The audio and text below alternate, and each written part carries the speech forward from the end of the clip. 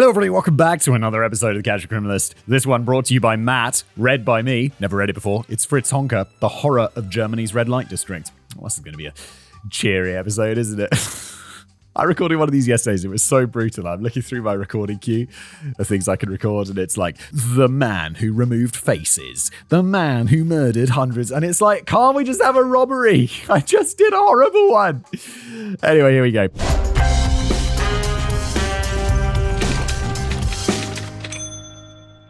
Pack your bags, my friends, because we're headed back to Germany, the home of beer and sausages, as well as being relatively close to your neck of the woods, Simon. Indeed. We all know that Germany has had a big impact on the history of the modern world, and admittedly, not always the most positive, though most of that falls at the feet of the screaming lunatic with the shit-stained moustache and the fetish for Norse mythology. It's a good way to describe him, isn't it? Ever since then, I feel like Germany, it's all mentioned on Twitter the other day. I posted something about a video I made. And so I was like, you talk about Hitler a lot. Must be on your mind. And I'm like, one, I don't know what that means. And two, well, yeah, dude, I make history videos. It's literally what I do on the internet. Of course it's going to come up. It was quite a big deal. What do you even mean by this? It sounds like they're vaguely Nazi-ish, but I don't even know how. Ever since then, I feel like Germany and the German people have been doing their damnedest to distance themselves from their sordid past, and well, good for them. Germany's a beautiful country with beautiful national parks, delicious food, and a booming economy. Hell, in 2022, Germany was ranked as the 8th most visited country by tourists. Really? And the Europa Park near Freiburg has been ranked Europe's second most popular theme park resort. Oh my god, I want to go there. I mean, the problem is with it being the second most popular, it's going to be busy. I went to Port Aventura World, which is a big theme park outside of Barcelona. And people are probably thinking right now, well, yes, Simon, you got 2 young kids, don't you? No. Me and my wife, the kids are at their grandparents', and we went for 2 days to this theme park because my wife got it for me for Christmas because she knows I love roller coasters. And we had a good ass time. We bought those tickets where you don't have to queue. So it's like all of these rides would be like 2 hours queue from this point. And you're just like, nah, I'm just going to go for the 3-minute queue with all the people who paid for the fast pass. And it's like, I think it's like 5 times more expensive. But considering that you don't have to stand in queues all day, absolutely worth it. So there's plenty to love about modern Germany, but the past never truly dies. And no, I'm not talking about the goose-stepping nut bars. As we're all aware, Germany has a rather unfortunate collection of infamous serial killers as well. Yeah, I feel like every country does they. You could be like, Belgium, and it's notorious. Is Belgium too small? Maybe Belgium's too small. Although there was the Beast of Belgium. Was that Marc Dutroux or whatever? Look, every country's got serial killers. It's not like there's some wonderful country where they don't exist. I bet even in the Vatican, there's probably a few people knocking around who've done some serial killing. Now, most places around the world have their psycho killers in their history. This channel has proven that 100 times over. There's something about the monsters out of that black, red, and yellow. Oh, the German flag. Yes, okay, I'm there. Really strike a chord. And we've covered several of them here on this show. There's the S-Bahn murderer, Paul Ogorzo, who sexually assaulted and murdered multiple women while aboard the S-Bahn commuter railway. Oh my god, I don't remember that at all. I want to say Joachim Kroll, because that's, I feel like, the correct pronunciation, but I don't know if that's true for German. Like Joachim. Who was it? I thought Joaquin Phoenix was called Joachim Phoenix for the longest time. The Ruhr cannibal, who assaulted and killed 14 women and children and consumed parts of them afterwards. And do I even need to mention Peter Kürten, also known as the Vampire of Dusseldorf? He killed up to 9 people, maybe more, including children, while sexually violating them and drinking the blood of several. And that's not including the more than 30 people he violently attacked but left alive. Fucking psychos. And so now we return to Germany once more for another vile tale, another depraved and demented man. A man with a soul as hideous as his face. This contemptible creature murdered several women, all because they either refused to have sex with him or they mocked him, wounding his precious pride. What little he had of it. Oh no, cry me a river, serial killer. Did they hurt your feelings? Boo-hoo. He might not have had the highest body count, as many other murderers we've discussed on this channel, but it's what he did to the bodies after and how he disposed of them that left a mark on the German people back in the 1970s. And if it hadn't been for a freak accident, he might never have been caught at all. This is the story of the Golden Glove Killer, the St. Pauli Ripper, and the Night Watchman. This is the story of Fritz Honka, the Golden Glove Killer. Why do we have to give killer? Why don't we just call him Ugly Ass Face Killer? Face as ugly as Soul Killer. Born ugly. Ooh. I mean, I don't want to, image shame people, but this is not a good-looking dude right here. I got a picture. I'm guessing you're going to be seeing it on the screen. But if you're just listening to this as its podcast version, I mean, if you look at, half his face, could be attractive, but then the other half is just so different to the one half that there's just no symmetry going on. Which, yeah, look, if you cut his face in half, each side, not bad. But when you mash them together, it's not correct. Friedrich Paul Fritz Honka was born in Leipzig, Germany, to parents Fritz Honka Sr. and Else Honka on July the 31st, 1935. His family was working class, with his parents doing all they could to simply keep the lights on and food on the table. Elsa worked as a cleaner, and Fritz Sr. worked as a joiner. For anyone wondering, joinery is a part of... I know what joinery is. I might not work with my soft hands, but joinery's the when you have carpentry and you join two things together, right? Is part of the woodworking process, namely joining pieces of wood and lumber to other pieces to produce more complex items, and apparently is a paid profession even today. Yeah, it's a highly paid profession. You know, we renovated a house, and, the carpenters come in, and they're like, yep, cupboard there, we can do one there, that one needs to be put into fit there. And then the next thing you know, you're getting a bill for... I don't know how much we spent on joinery and carpentry on our house, but it was a lot. I was amazed. I think the problem is we're all very used to IKEA prices. We go in and we see Billy the fucking bookcase, and Billy the bookcase is about $4. And then so you're like, okay, well, I can't fit a Billy the bookcase in here because it's got a weird wall, or I'd like a built-in or something like that. And so you're like, how expensive could it be? The guy's probably just going to get that from IKEA and cut the top off. And then the next thing you know, you're getting a bill for tens of thousands of dollars. And you're like, how? Why? What happened? I could cut the top off a Billy. Now, I think everyone can understand the struggles of a poor working class family. Hell, on a personal level, there are many times, even nowadays, that it feels like me and my family are going from paycheck to paycheck just to keep the house in order. Thanks for the money, Simon. It helps. Now I feel bad that it's not enough money. However, email Matt, you need to pay rise. However, I will say that it didn't help their situation that the Honka parents seem to have a working libido of pair of rabbits, since Fritz Jr. was their third child out of the Honka family's 10 surviving children. I mean, yes, but also, it's the 1930s? Birth control's a thing, right? With so many children, along with the stress of trying to make money, Fritz Sr. and Elsa didn't have the best relationship with their kids. Elsa was very cold to Honka and his siblings, and the pressure of taking care of 10 children bore down on her shoulders every day. Yeah, I mean, look, I got 2 children, and I'm the working one. My wife does a lot more of the childcare than I do. And still, it's hard work. Having 10, I'd just be like, okay, we got to get this done. Let's get it done. And you're going to be a bit more mentally checked out because you got 10 kids. Sometimes I'm mentally checked out and I've got fucking 2. It got to the point where she couldn't handle it any longer. So when Honka was only 11 years old, Elsa simply packed up and abandoned her kids. Oh my God, that is savage. I know it's bearing down on you, but yo, you had the 10 kids, didn't you? Fritz Sr. was no better. He would argue with his kids and shout down to all of them, and Honka went on record saying that his father wanted to kill him at one point. Eventually, his father was suspected of working with the communists, and he was sent to a concentration camp. And where did that leave Honka and the rest of the kids? Well, apparently, right in after him, quote, "My father was in a concentration camp. I, too, was in a concentration camp for children. I was freed by the Russians. My father, too. School afterwards didn't amount to much." After they were rescued, things never got any better, and Fritz Sr. never fully recovered from the mistreatment he received while imprisoned, eventually dying in 1946 from said mistreatment coupled with the resulting alcoholism. Oh my God, being in a concentration camp. That's gonna fuck you up so hard. From there, Honka and his siblings were split up and sent to live the rest of their childhoods in the German orphanage system, where he was regularly bullied by the other kids. He was short and small for his age, which made him an easy target for bullying, and it formed an insecurity about his height that would stick with him for the rest of his life. You get that thing, where they break your legs, they make you tall. I saw an insane YouTube video where I think it was a dude and I think it was his girlfriend who was taller than him. And it's I think it was a TikTok or whatever. And it takes you through the process of him getting his legs lengthened. And he starts a good half foot shorter than his girlfriend. And by the time he's finished, he was taller than her. He must have extended his legs by a foot. And I'm like, that's cool. I mean, being tall's dope.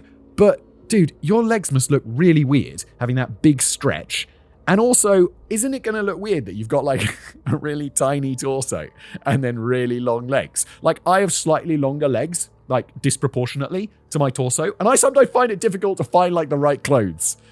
And I can't imagine it just being like a foot out of proportion. In 1951, the 16-year-old Honka had enough. He ran away from school and the orphanage system and decided to join the workforce, taking an apprenticeship as a bricklayer. This didn't last long, though, as he had to quit after developing an allergy. Soon after, he ended up leaving for West Germany, where he found employment as an unskilled worker in a small village of Brockhofer on the Lundberg Heath. Of course, since he was still a teenager, he was prone to making impulsive decisions, which included having an affair with a local girl by the name of Margot, which in turn yielded a son named Heinrich. Oh my god, dude. like father, like son. Just, you're 16. Use the birth control, for God's sake. Again, since he was only a teenager, Fritz was not in position to raise a child, nor did he have any time for a bastard child. But he did give Margot 3,000 Deutschmarks in alimony before he skipped town. What a guy. I wish I knew how much 3,000 Deutschmarks from the 1940s was, 1950s. That would be nice, but I'm just going to assume it's not that much. By 1956, Honka was 21 years old when he settled in the city of Hamburg, Germany. According to Karl Preis, the retired detective chief inspector of the Hamburg Police Homicide Squad, quote, "Here in Hamburg, he worked for a security company as a night watchman. So this means he always had a steady income, which of course gave him socially an advantage with the crowds he hung out with." Wait, so what crowds? I don't understand. That's weird. Is he just hanging out with like bums? Or like, sorry, I guess I shouldn't say bums. I should say the temporarily unhoused, as the PC way of referring to homeless people is now. Because he's just a night watchman. Like, do his friends have no money? Because surely that's a minimum wage sort of thing for an uneducated 21-year-old. That same year, Fritz Honka was involved in a horrible traffic accident. He managed to recover from it, but the accident left its mark on Fritz Honka, leaving him with a noticeable squint and smashing up his nose. Ah, that's why his nose looks so weird.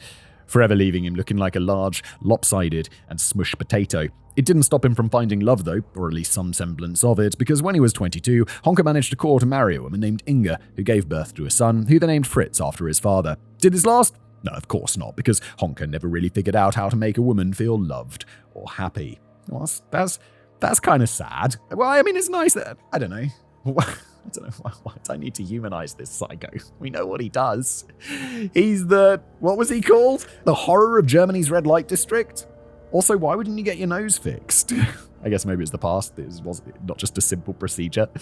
The small family lived in a flat together, and neighbors repeatedly witnessed scenes of violence and domestic abuse. They also heard raised voices countless times. You see, both Honka and Inga struggled with alcohol abuse. They'd scream at each other, and they'd physically fight, all while chugging away at the booze to cope with their misery. The marriage only lasted for 3 years before they were separated in 1960. They did actually reconcile in 1967, but that didn't even last the year before they split for good. I feel like if you got two people in a relationship and they both like boozing it up, that's gonna be, I don't know, that feels like I don't drink that much. My wife drinks even less than me. And I don't know, if my wife was like, yeah, let's just, let's have some cocktails, I'd always be down. I'd always be down. So I'm glad she doesn't encourage me. But if I was, you'd feed off that bad boozy energy and you'd be like, yeah, let's just get drunk and wake up late tomorrow. I mean, not realistic because the kids would get up super early. So I'd just wake up with being tired and with a hangover more often. With the relationship with his family now destroyed beyond repair, Honka was alone, and so he decided to live as such. Since he only needed a small space for himself, he moved into a single-person flat in the neighborhood of Ottensen, close to the red light district of Hamburg, known as Reeperbahn. And what did he do once he had his own space all to himself? Well, he basically isolated himself. No one to watch him, no one to tell him what to do. He was the king of his castle, the lord of his domain, and he turned his little apartment into his own little man cave. I get the appeal. I don't know, I like having a nice big house and stuff and having, things. But also, once you go to one extreme and then you're like, cool, it would be interesting just to live in a tiny little place, wouldn't it? And I'm like, objectively, I know I'd hate it. But it would also be it'd be nice not having to go to the office. You just have a little desk with a computer. I'd film all my videos there. I get it. It's not reality. And I definitely prefer what I have now. But I understand the appeal of this. I don't know. Sometimes I'll watch those people who live in the tiny homes on YouTube and be like, yeah, I'd like to live in a tiny home. Reality is, of course, I fucking wouldn't. But, I find it interesting. Back to horrible killers and stuff like that. And when he wasn't at work or at home, he simply drank his days away at the 24-hour bars that he frequented around town. To quote criminologist Dr. Elizabeth Yardley on the hit true crime series World's Most Evil Killers, that's come up a bunch of times in episodes lately. I've never seen it. I feel like I should watch it. Although I feel like I get disturbed enough from making this. So I'm like, no, I don't. Like, my wife would go, do you want to watch that serial killer documentary on Netflix? And I'm like, no, I live that enough, thank you. The quote from the doctor says, there will be lots of reasons why people turn to alcohol, but I think in this case, here's an individual who didn't have a lot of control over his life as a child. There was a lot going on around him that he had very little power over whatsoever, and what can happen with people who experience circumstances like these is that in adulthood, they develop an intense need to be in control of what's going on around them, and for some people, that will manifest in self-medication. But I was also thinking in self-isolation, yeah, you got that tiny little room or whatever, it's like everything there is in your control. Like when you got a big house, you're like, I don't know, I haven't been in that room in a few days. Could be real messy. There could be a murderer in the cupboard. Now, I totally understand the lure of alcohol and the struggles people go through. I've had loved ones deal with the demon that is alcoholism. For as long as I can remember, my dad found solace at the bottom of a bottle for many years, and it drastically changed my family's lives 10 times over. He attempted to get help a few times, but nothing ever stuck. And in the end, it claimed his life back in 2020, leaving a hole in our lives that will honestly never go away. Oh my God. Dude. That's so sad. I did not expect to come across this. I know we're talking about someone, I know it's going to be a sad episode, but I don't know, it's way closer to home when it's someone you know. Or like, I mean, I know Matt. Like, I feel like I know Matt. He writes a lot, and I feel like I've got a feel for who he is. That makes it, oh, I'm sorry, Matt. My best friend as well, ever since high school, found himself drinking and blacking out so much over the years that at times he simply drank so that he could get to sleep. However, he's thrown the monkey from his back over the last couple of years, and while he will have a few drinks here and there, he's much more responsible with it, and I couldn't be prouder of him if I tried. Whoa! That's unusual, right? Is that actually unusual? Because I feel I know people who have drunk too much, and then they've just kind of been like, nah, I'm just going to drink less. I guess it's like, if you do that and succeed, fantastic, good for you. But if you don't, and you keep slipping and just getting dangerously drunk, then you got to go like all in on the no alcohol, right? So yes, when I hear someone is struggling with alcoholism, whatever their reason might be, there will always be a layer of understanding with me. However, no amount of trauma, struggles, or demons excuses the trail of blood and tears that Honka left in his wake as a result.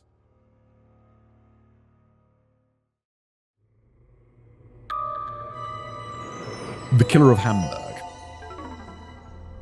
Honka became a rather well-known figure in the Reaper barn, especially in all the local watering holes, chugging away his sorrows and woes. One little hole in the wall in particular was a favourite hangout of his, the Golden Handshoe, or the Golden Glove. It was a famous spot in the red light district, and it's got its name from the fact that its original owner was a famous Golden Glove boxer. I don't know what that is. A very popular spot indeed, but so was the bar right across the street, known as the Elbschloss Keller, known to be popular with the homeless and local alcoholics, as well as drifters that were simply passing through. Both places were open 24/7, and they looked it, especially the Golden Glove. Music blaring, constant dancing, and each step accompanied by the ever-familiar ripping sound of perpetual gross and sticky floor. Yeah, I used to live in a place, and around the corner there was this bar, and my wife was always like, "No, we're not going to that bar." It was just like a 24-hour place with like slot machines inside, looks fully grim, kind of didn't really have windows from the outside.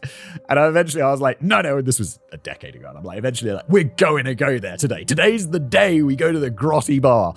And we go inside, and everyone is just filled with like old men getting drunk at the bar or playing slot machines, and everyone's eyes are just like whoosh, and just turn towards us.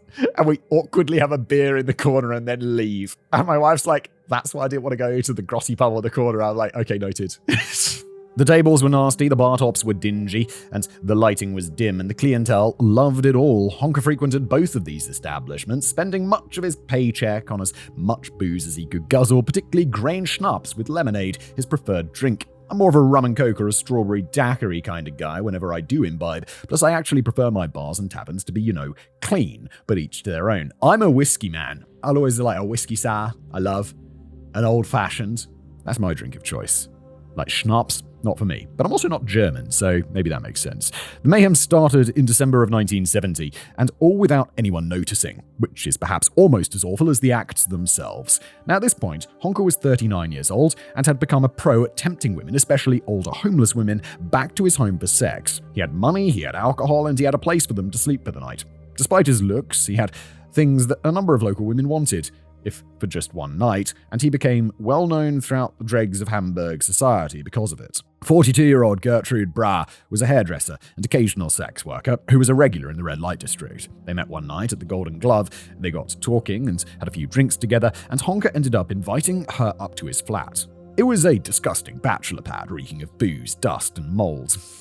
It sounded so cool when that was like, he's got a man cave, and I'm like, I know it's the 30s, but I'm imagining like he's got a PlayStation and all this cool stuff, but it basically is just it's just a fucking hovel. Just the kind of place you want to bring your lady friends. And Gertrude was also the exact type of woman he liked. Shorter than him and sans teeth. Things I like in a lady. No teeth. You see, Honka, already of diminutive. Oh my god, I don't... Right? Stature himself never got over his feelings of inadequacy in regard to his height, so he always tried to get together with women who were actually smaller than himself. And as far as his preferred women being toothless, you see, Honka didn't actually enjoy sex in the traditional sense. He preferred oral sex. But in that, he also had a fear, a deep, debilitating fear of genital mutilation. Hence why he wanted women without teeth. That is fucking weird, dude. That whole thing is weird. I mean, last I checked, it isn't traditional for the lovely ladies to bite down when giving an oral gift. And yet this bumbling, stuttering moron thought every woman with a set of pearly whites was waiting in the weeds to chomp off the honest Johnson and rip it clean off. Why would you think this? That's so fucking weird. According to Honka, Gertrude refused to have sex with him that night. Surprise, surprise. What most likely happened is that she wanted actual sex and didn't feel like servicing him without getting anything in return. So, feeling disrespected, humiliated, and made fun of, Honka in his drunken state flew into a rage. Rushing her, he wrapped his hands around her neck and strangled her for several minutes. Oh my god, now with a dead body in his... This is... Dude, you fucking psycho. I mean, I don't know what I expected, but like, dude... Now with the dead body in his home, he had to figure out how to dispose of it. So he picked up a hacksaw he kept in his flat and cut the body into pieces, including cutting off her breasts and distributing the parts around several locations in his local area, though for some reason he kept the torso in a plastic bag in his flat. What the fuck? Her body parts weren't found until almost a year later in November 1971, with only the torso and right leg missing. They were able to recreate her face through a sketch, but even after identifying her, the police soon ran out of leads and they were stumped. Yeah, it's been a year. No one's going to remember this dude taking her home a year ago from some random pub where everyone's drunk. But it is fair to say that they probably didn't try very hard to identify the killer. As we've run into many times before, when a sex worker is found dead or reported missing, it's just another dead hooker. The less dead ideology at it again. To quote Jeffrey Wansel, time after time prostitutes are killed because no one reports them missing. They live on the edge of the law, they're long past in connection with their families, they are living in a twilight world, and, well, you miss a prostitute. She could have given up, or she could have gone to another city, or she could have gone back to her mother, or whatever it may have been. And so they're very seldom tracked. But Fritz Honka had let his dark thoughts win, and he let his anger and his insecurities win, and it cost a woman her life. And he wasn't done. 4 years later, in August 1974, it'd strike again. At this point, his drinking was out of control, and there was barely a moment during the day when he wasn't either sauced up or on something or desperately craving the allure of the drink. He was in a downward spiral, and perhaps he simply snapped or suffered a psychotic break that twisted his mind, compelling him to kill. This time, it was 54-year-old sex worker Anna Bushel, and once again, they had met at the Golden Glove. After drinking together for some time, Honka asked her to come up to his flat with a promise of more booze as well as sex. She agreed and went with him. She was never seen again. Honka later claimed that she simply wasn't passionate enough during sex, but knowing what we know about Honka, it's more likely that she simply would not do what he wanted, which angered him. It's like, yeah, lady, knock out your teeth and suck on it. She'd be like, dude, fucking no. What's wrong with you? You psycho. What is the truth is that, regardless of reason, he strangled her before the night was out and proceeded to cut her up just like he did with Gertrude. One key difference, though, is that he didn't dispose of the body, electing for some unearthly reason to keep the remains in his flat, letting them decay and rot as he continued to go about his life. No one ever did claim that he was smart, and before someone asks, no, there was no evidence of any necrophilic activities on the bodies or within the apartment. It's like he simply couldn't be bothered to move the body, that he was a lazy drunk, and he thought if he left them there, everything would be fine. I mean, yeah, it's a bad idea to have that amount of evidence there, but also if you go spreading the evidence around town, it's more likely to be discovered, so I kind of understand the logic, but it's also, dude, you can't have a body in your flat. Someone's going to smell it, something's going to happen, it's not good, although no one seemed to smell the last torso that you were keeping in there, which is concerning. Over the next few months, 2 more women would meet the same fate. 57-year-old Frida Roblick, who went by Rita, was next. Another homeless sex worker, she met Honka and seemed to take a fancy to him. They met each other often, had drinks together, and he even bought her gifts such as fancy clothes. It got to the point where Frida referred to Honka as her boyfriend, and she ended up living with him for weeks. Unfortunately, her affection for him wasn't enough to save her, and in December of 1974, Honka took her home one night and, after hours of boozing, strangled her and then sawed her body into pieces. And the same could be said for his 4th and final victim, 52-year-old sex worker Ruth Schult. Again, he met her at the Golden Glove. Again, he drank and spoke with her, doing his best to charm her, and he lured her to his flat. Once again, we don't know the exact reason that he killed her, but an educated guess, given what we know, points to Ruth either making an offhand comment about his height or that she wouldn't comply with his specific sexual demands.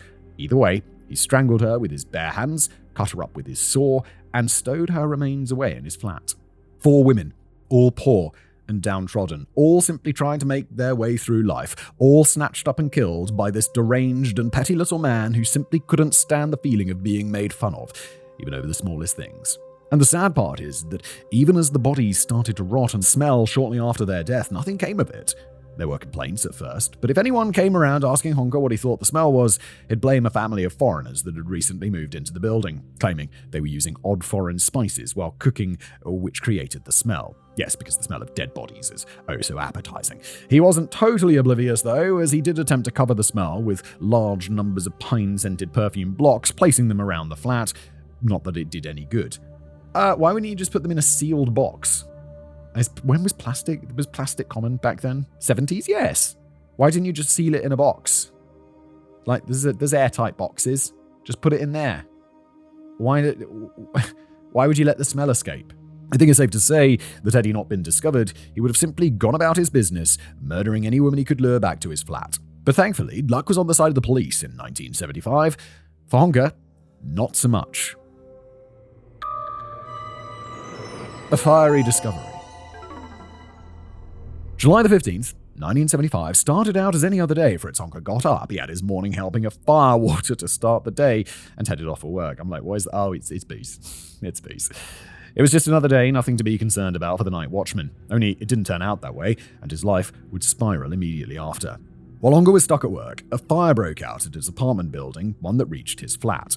The firemen were soon on the case, and they quickly got the fire under control. However, investigating the source of the fire led them to inspect Honka's flat, and they walked into a horror movie. Upon entering the flat, the first thing they noticed was the horrid smell that seemed to engulf them as they walked in. Unfortunately, it didn't take them very long to find at least part of the source, a partially decomposed female torso in a plastic bag. There were also the remains of Gertrude Braab that Honka had elected to keep, left to decay and putrefy in his home. The police were called immediately, and the case was headed up by Inspectors Carl Price and Jürgen Vierl of the Homicide Squad, who quickly arrived at the scene. When recounting his experience for World's Most Evil Killers, Carl Price recalls the long moments of finding all the bodies. Quote, "We set out to do our work and walked through the crime scene. And during the crime scene investigation, a mummified corpse was found, and underneath this mummified corpse lay a partly decomposed torso. We broke down walls, broke through the floor, and searched. Throughout the whole flat, we noticed this very strong smell. I'd say the typical smell of decay, mixed with the smell of burning, very unpleasant. And so this led us to search more, and we found a hatch facing the side of the roof that had been covered with wallpaper. And then we broke into the side of the roof and found a large object wrapped in bed linen with a corpse inside. We took it out and announced that we'd discovered another body." End quote. After months, in one case years, the remains of all these unfortunate women had been discovered and could finally be put to rest.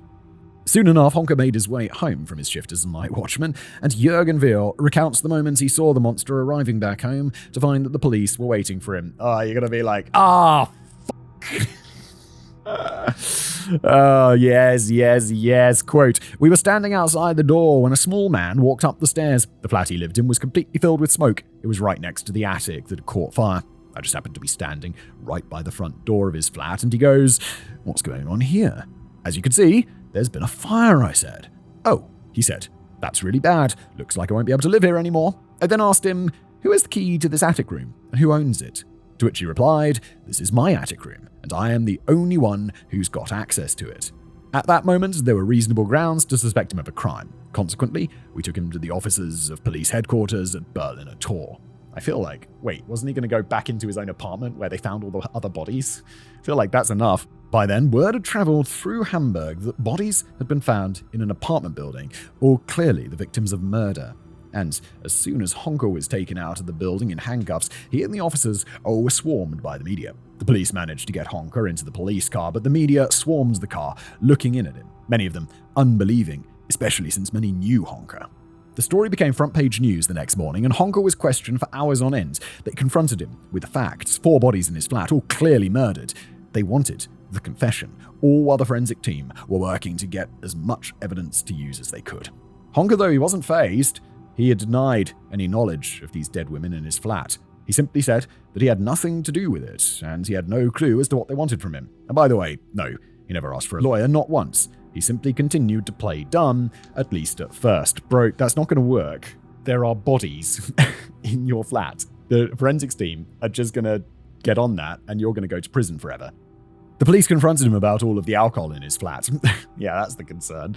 They asked him about the walls plastered with clearly pornographic posters and images. They questioned him about all the different dresses he had stowed away in the drawers of his home, and they even asked about the plastic sex doll he had lying about, clearly for easy use on a lonely night. Embarrassing, certainly, but still, Honka refused to talk, though he was clearly shaken, uneasy, and close to breaking. It didn't take long for the police to connect the rotting torso to the body parts that had been discovered back in 1971, linking Fritz Honka to the murder of Gertrude Bra, but they still had to identify the rest of the victims. End of watch. While searching the flat and Honka's belongings, the police managed to find another piece of evidence, or more accurately, pieces. Within Honka's flat, police found a large stack of women's ID cards, clearly kept as souvenirs, keepsakes by Honka. After gathering them up, they started visiting the bars that Honka would frequent, seeing if they could find the women they belonged to, and perhaps narrow down the names in relation to the 3 remaining bodies. With more and more women they found alive, the more and more names were crossed off the list, and soon they'd found them all. Every last one alive, and none left in relation to the deceased women. But even the living women managed to give them something. Clues to a motive. Several of them revealed to the investigators during interviews that Honka was very domineering, very brutal in regards to getting what he wanted sexually. And if they didn't give it to him, they'd be punished. One girl showed them a scar next to her vagina where she had been viciously violated with a broom handle, ending up in the hospital because of it. Another told them how Honka had forced her to sit bare-bottomed on a burning hot plate as punishment. She ended up running out of the flat half naked and also needing medical treatment. These accounts of violence and cruelty opened the police's eyes to how Honka's mind worked. Perhaps these weren't just random killings. Perhaps these weren't completely premeditated. Maybe these women simply wouldn't do as he wanted. They wouldn't bow down to his sexual preferences and demands, and so he punished them. Only in these cases, he went too far. In all the cases, he went too far. Jesus Christ. But he also murdered people. Like, you still need to go to prison if you're sexually assaulting people like this. It's fucking horrible. Like, it's all fucking horrible. Regardless, the search for the names of the victims continued, with the only things they had were the clothes of the deceased and Honka himself. They asked around, visited all his usual haunts, and asked the locals if anyone remembered any of the women that Honka had left with. Thankfully, they managed to get lucky, with a few bargoers managing to remember several first names of the aging prostitutes that Honka had seemed to fancy. After cross-referencing the names given with a list of missing persons in the area, they were able to narrow it down, and with photographs in hand, they went back to the Ribberbahn, asking again for clarity. And soon enough, the police finally got what they needed. Anna Buchel, Frieda Roblick, Ruth Schult, all finally identified. And they confronted Honka with this revelation. Honka was flustered. They'd found him out. But he did his best to stick to his story. He admitted to knowing them and having relations with them. There was no denying that, but as far as killing them, he simply said that he didn't remember. Bro, lawyer. You need a lawyer. What the fuck? Everything pointed at him. Every shred of evidence screamed his name. The bodies were in his home for months, for God's sake. But he never outright admitted it. The bastard even had the gall to say that he'd gone to bed with one of them perfectly fine, only to wake up to a dead body the next morning, totally in the dark about how she died. It's like, no, I don't know what happened to her. Well, how did her legs come off? I don't know. Weird, isn't it? Eventually, though, the police managed to wear him down, and on July the 19th, 1975, only 4 days after his arrest, Fritz Honka confessed to killing all 4 women. The police kept Honka on ice for over a year awaiting his trial behind bars. It wasn't until November of 1976 that the trial began, and Honka still refused to take any responsibility. The little rat of a man recanted everything he'd said in his own confession and said that he didn't remember killing anyone. Sounds like he got a lawyer. However, the evidence was just too damning. Of course it was. They found multiple bodies in his house, and his excuse was, I don't know how they got there. In his own words, Honka admitted that he'd murdered every one of those women for the simple reason that they mocked his preference for oral sex over straight intercourse. Of all the stupid motives we've come across on this show, I think this one certainly ranks near the top of the list. Does it? Ever? And just a reminder, all of this had occurred without a lawyer present, as the dim-witted dingus had never even asked for one. What are you doing? Why are you recanting the confession then? That sounds very much like a lawyer who's come on board and been like, you're so f***ed. I guess we could recant the confession. I mean, why? You got nothing to lose. Let's do it. Oh, you want to know the main strategy he and his defense team? Okay, so he did get a defense team. Came up with to try and get him off scot-free. Blaming Jack the Ripper. Bro, it's the 70s. Jack the Ripper was like Victorian England. You read that right. This moron in open court claimed that the spirit, of old saucy Jack had come to him in his drunken state and commanded him through mental messages to kill all these women. Talk about idiotic. Now, is this a sign that Honka maybe was suffering from some form of mental illness, schizophrenia perhaps? I mean, maybe, but also, he's just trying to get off. I think he just likes fucking killing, like a sick fuck that deserves to be in prison forever. Maybe. Psychiatrists who examined Honka during the trial actually concluded that he had acted with diminished criminal responsibility, mostly due to his extreme alcohol abuse. Personally, I'm not sure I buy that wholeheartedly. I'm not an expert, though. I'm just a guy with a laptop reading and writing about criminal nutjobs for money. And in the end, it didn't help much either. On December the 20th, 1976, Fritz Honka was found guilty of 1 count of murder in regards to Anna Buchel and 3 counts of manslaughter. Really? Manslaughter? This is straight up murder, bro. Against Gertrude Bra, Frieda Roblick, and Ruth Schultz. Because of his diminished responsibility, he was sentenced to 15 years imprisonment in a psychiatric hospital, which he fully served, being released in 1993. Dude, he murdered 4 people and got 15 years in a psych hospital. Are you joking, Germany? If this was America, they would have executed him, which would be awesome. He didn't last long, though, as the years of alcoholism were finally catching up to him. He spent his last years in a nursing home under the name of Peter Jensen. On October the 19th, 1998, he passed away, aged 63, alone and in pain, in a hospital in Langenhorn, Hamburg. Good. Wrap up.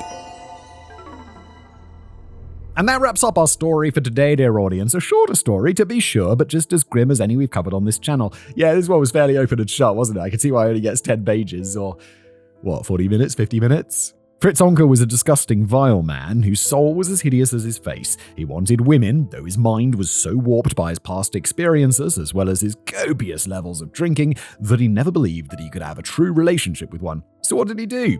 He lured them back to his flat, got them and himself even more drunk than when they entered, and then attempted sexual relations. And if they didn't do as he wanted, he rebuffed them in any way. He'd get angry, so angry that he would punish and violate them for daring to say no, for daring to stand up for him, for daring to make fun of him, or make him feel smaller than he already physically was. And sometimes, he simply had had enough. And on 4 separate occasions, he snuffed out the lives of these women, and he didn't even have the decency to take them out of his flat, let alone bury them, leaving them to rot away in his home. Thank God for it, though, because it was thanks to his laziness and stupidity that he was actually caught. Had he actually been somewhat competent, he might have had more deaths on his hands before he was discovered. Did the drink have something to do with it? Rattling his mind to the point that he didn't know what he was doing? Maybe, but it certainly isn't an excuse either. Nope, it's not. Unless you're just so drunk that you have absolutely no idea what you're doing. I think that's a defense, right? But just being an alcoholic who kills people, you're just an alcoholic who kills people, my dude. F*** you.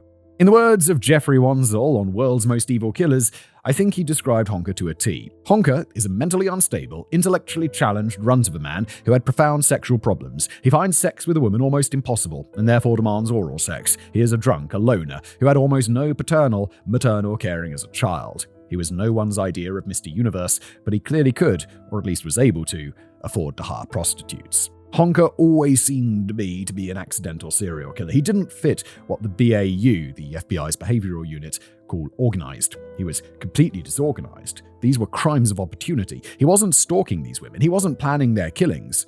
They happened. They were part of his tragic character and part of his drinking and part of the fact that he found any kind of sexual relationship with a woman almost impossible. And this was the only way he could find to satisfy those desires that he had. End quote. Yeah, and I think that sums it up pretty nicely, doesn't it?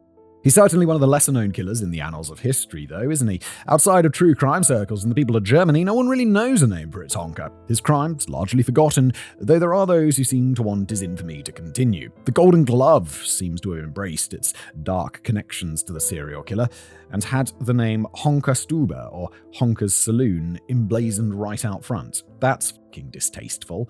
In 1975, after Honka was captured, German musician Karl-Heinz Blumenberg recorded the black humor single titled Gern hab ich die Frauen gesagt, or I loved to saw the woman, in reference to Honka's vile disposal method. Yes, I'm being serious. He even released it under the pseudonym of Harry Horror, and perhaps the biggest thing of note is the book and movie later based on the man, The Golden Glove, which was published in 2016 by German writer Heinz Strunk, with a movie of the same name being released in 2019, directed by Faith Akin and starring Jonas Dassler as Honka.